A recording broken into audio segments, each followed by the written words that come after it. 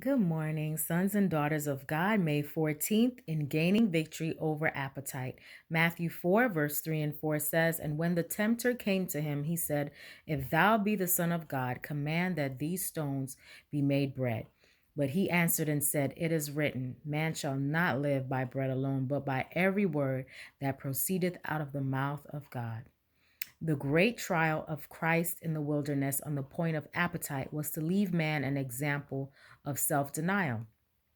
This long fast was to convict men of the sinfulness of things in which professed Christians indulge. The victory which Christ gained in the wilderness was to show man the sinfulness of the very things in which he takes such pleasure.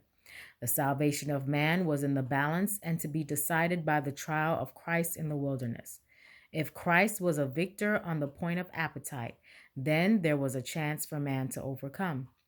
Christians who understand the mystery of godliness, who have a high and sacred sense of the atonement, who realize in the sufferings of Christ in the wilderness a victory gained for them, would be greatly strengthened by earnestly and frequently comparing their lives with the true standard, the life of Christ.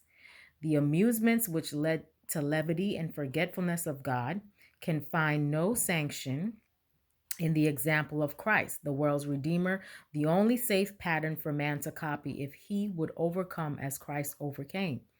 Man now has the advantage over Adam in his warfare with Satan, for he has Adam's experience in disobedience and his consequent fall to warn him to shun his example.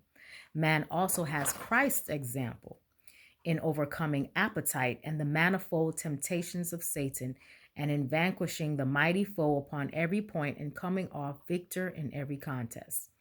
The habits of eating and drinking are the most difficult to overcome because Satan binds you securely to his chariot car. All who give themselves to the service of Christ will follow the example of Christ and will be perfect overcomers. Have a great day. You're a son and daughter of God.